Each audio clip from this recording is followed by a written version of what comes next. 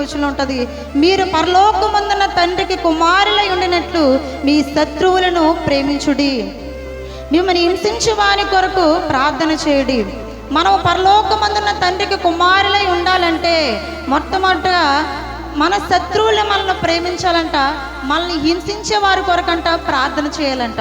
మన శత్రువులు మనం ప్రేమించగలుగుతామండి? మన శత్రువులు మనం ప్రేమించలేము. ప్రేమించడమే కాకుండా అంట వారి కొరకు ప్రార్థన చేయాలంట. అప్పుడే మనము పరలోకమందున తండ్రి కంట కుమారులై ఉంటామంట, కుమార్తెలే ఉంటామంట.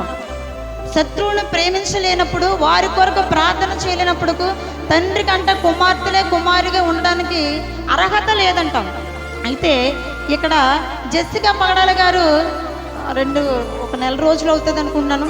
జెస్సికా పగడాల గారు తన భర్త శవం దగ్గర పెట్టుకొని, బాడీ దగ్గర పెట్టుకొని ఎంత శ్రేష్టమైన మాట పలికారండి.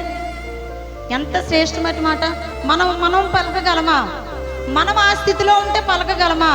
దేవుడు అనేవాడే ఉంటే నా భర్త పరిస్థితి ఇలా ఎందుకుంటుంది, దేవుడు అన్నవాడు ఉంటే నా కుమారుడు పరిస్థితి ఎలా ఎందుకుంటుంది, దేవుడు అన్నవాడు ఉంటే నా ఆస్తి అంతా ఎందుకు పోతుందని మనము దేవుని దూషిస్తాం. కానీ దేవుణ్ణి నమ్ముకున్న బిడ్డలు దేవుణ్ణి దూషించరండి.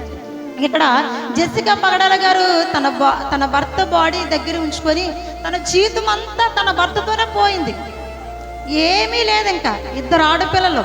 ఆమె అంటుంది, నా భర్త మరణానికి కారణం ఎవరైనా కావచ్చు, అయితే నేను వారిని క్షమిస్తున్నాను క్రీస్తు ప్రేమను బట్టి. దేవుని స్తోత్రం. అలే